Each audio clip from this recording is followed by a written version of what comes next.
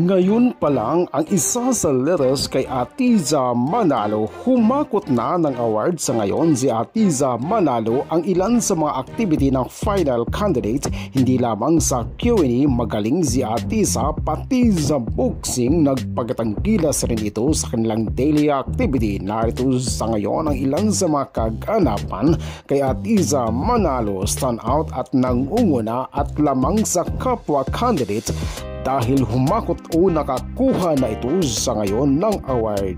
Panoorin pa natin, ako si Kudander TV.